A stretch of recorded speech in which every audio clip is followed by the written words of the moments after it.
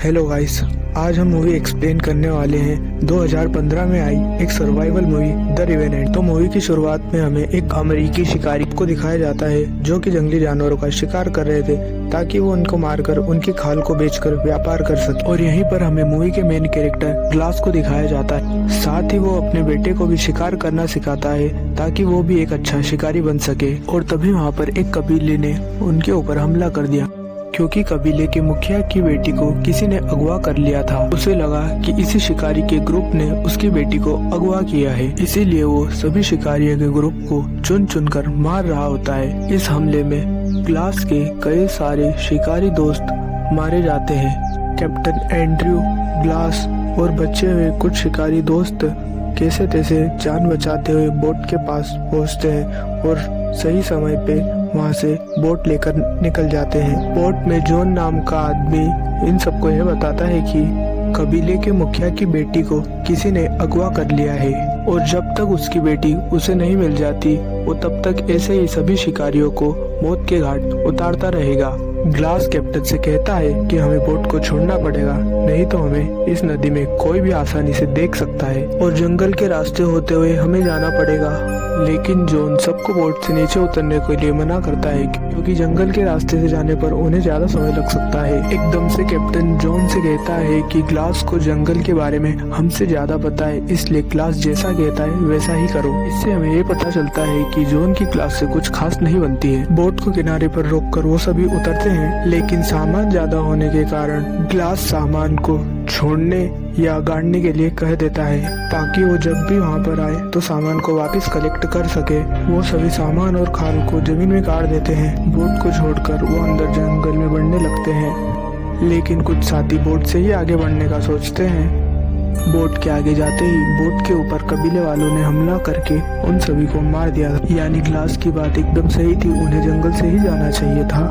वहीं ग्लास और उसके साथी जंगल में अंदर की तरफ बढ़ने लगते हैं और अंधेरा होने पर वहीं पर आराम करने का सोचते हैं। ग्लास सभी के खाने के लिए शिकार पे चला जाता है और उसे वहाँ पर दो भालू के बच्चे दिखते हैं, लेकिन तभी वहाँ पर भालू की माँ आ जाती है जो ग्लास पर हमला करके उसे बहुत ही ज्यादा जख्मी कर देती है। ग्लास उससे बचने की बहुत कोशिश करता है, फिर भी भालू की माँ उस पर हमला कर ही रही थी। तो ग्लास ने मरे होने का नाटक किया ताकि वो भालू की माँ उसे छोड़कर चली जाए। उसका ये तरीका काम भी आता है और भालू की माँ उसे छोड़कर थोड़ी दूर जाती है, लेकिन ग्लास फिर से खड़ा होकर उसकी तरफ निशाना दाग देता है। लेकिन भालू की माँ को कुछ भी खास फर्क नहीं पड़ता और उस पर वो वापस से अटैक कर देती है और ग्लास के शरीर को नाखून और दांतों से नोच देती है। लेकिन ग्लास हार नहीं मानता और अपने पॉकेट से चाकू निकालकर उस भालू पर लगातार स्टेप करते ही रहता है, जिससे फाइनली वो भालू की मां मर जाती है।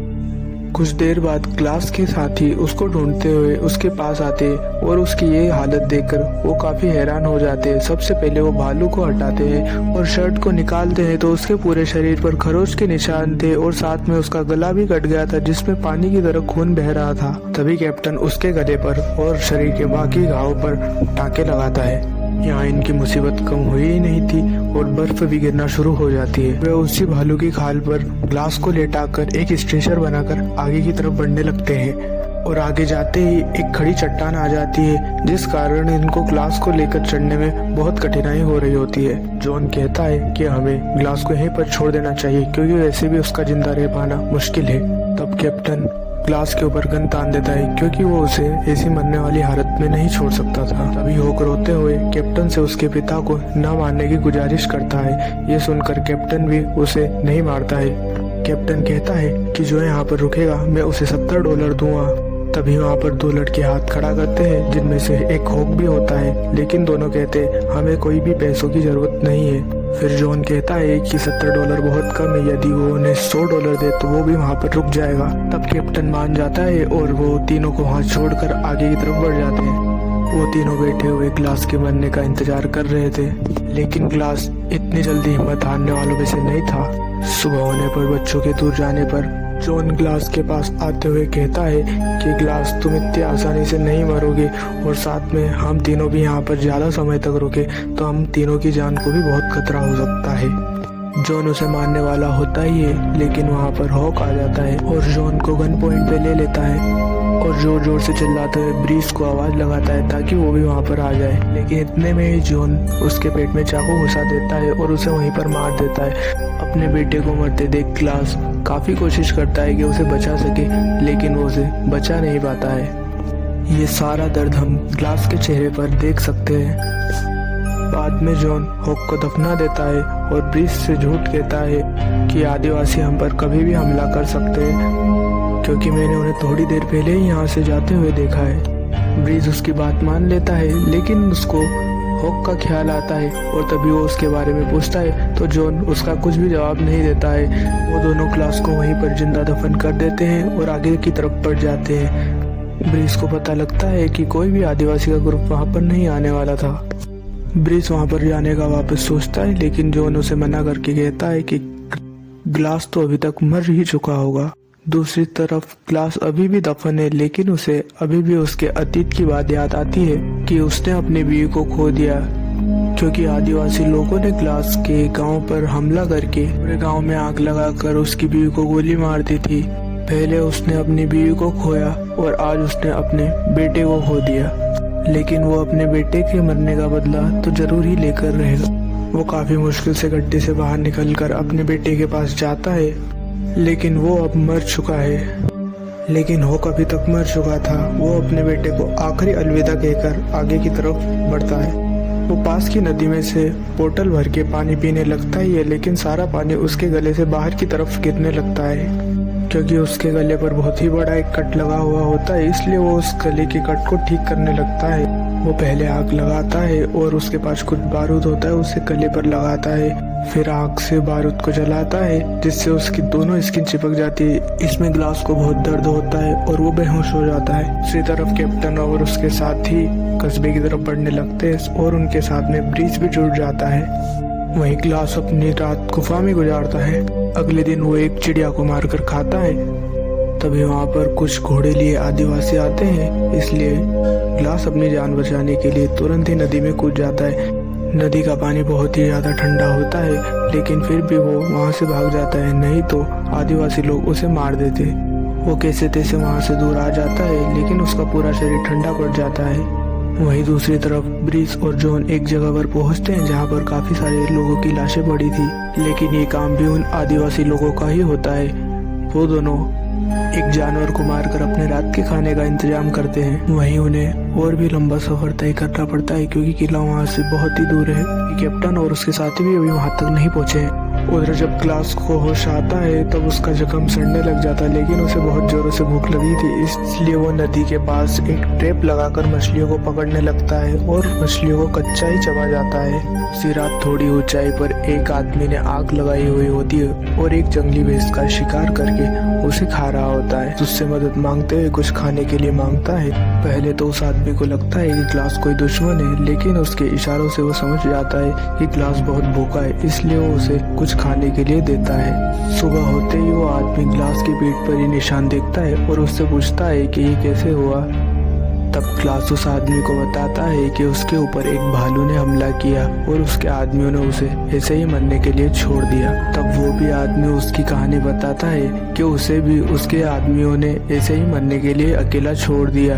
तब वो आदमी उसका नाम यूको बताता है और दोनों ही घोड़ों पर बैठ के आगे का सफर तय करने के लिए निकल जाते हैं। वहीं दूसरी तरफ जॉन और ब्रीस दोनों ही अपने कस्बे पहुंच जाते हैं, लेकिन जॉन ब्रीस को धमकाते हुए कहता है यदि उसने कैप्टन को कुछ भी बताया तो उससे बुरा कोई भी नहीं होगा। जॉन कैप्टन से $100 ले लेता है और झूठ बोल देता है कि इसकी मौत होने पर हमने उसे वहीं पर दफना दिया। ये बात सुनकर ब्रीस बिना पैसे लिए ही बाहर आ जाता है, जिससे कैप्टन को जॉन के ऊपर शक होता है। दूसरी तरफ ग्लास और यूको एक साथ आगे बढ़ रहे थे, लेकिन बर्फीला तूफान आने के कारण दोनों को एक जगह रुकना पड़ता है। दोनों वहीं पर रात गुजारने का फैसला लेते हैं। फिर यूको ग्लास के घाव को ठीक भी करता है और दोनों के लिए शेल्टर भी बनाता है। ग्लास सुबह जब उठता है तो उसे यूको कहीं पर भी नहीं दिखाई देता है। वो थोड़ा आगे जाता है, तब उसे यूको की डेड बॉडी एक पेड़ से लटकी हुई मिलती है और साथ में पेड़ पर कुछ फ्रेंच में लिखा हुआ होता है। ग्लास को थोड़ी दूर पर ही फ्रेंच शिकारी दिखाई देते हैं और साथ में कबीले के मुखिया की बेटी भी दिखाई देती है, जिसे उन्होंने किडनैप किया हुआ था, जिसके कारण मुखिया सभी शिकारियों को मार रहा होता है। थोड़ी देर बाद ग्रुप का लीडर मुखिया की बेटी के साथ जबरदस्ती करने वाला ही था। तभी क्लास चुपके से आकर लीडर को गन पॉइंट पर ले लेता है और लड़की को कहता है कि लीडर को गन पॉइंट पर रखो जब तक मैं घोड़ा लेकर आता हूँ। घोड़े लाने के पहले ही लड़की ने लीडर को शूट करके मार दिया और वहाँ से भाग गई। लीडर की चीखें सुन सभी शिकारी क्लास के पीछे पड़ जाते हैं, लेकिन क्लास कैसे तैसे उनसे पीछा छुड़ाकर भाग जाता है, लेकिन उससे एक डिब्बा गिर जाता है जो कि हॉक का होता है। अगली सुबह वही शिकारी का ग्रुप वहाँ पर आ जाता है, जिन्हें देख क्लास घोड़ा लिए तुरंत भागने लग जाता है। थोड़ी दूर जाने पर एक खाई आ जाती है, लेकिन क्लास फिर भी नहीं रुकता और घोड़े को सीधा ले खाई के नीचे ही कूद जाता है, जिसमें घोड़े की मौत हो जाती है। लेकिन क्लास पेड़ों की झाड़ियों पर गिरने के कारण फिर भी बच जाता है। थोड़ी देर बाद बर्फीला तूफान आ जाता है। ठंड से बचने के लिए क्लास घोड़े को फाड़ने लग जाता है और उसके सारे हाथों को उसके पेट से बाहर निकालकर खुद उसके अंदर सो जाता है ताकि वो रात को ठंड से बच सके।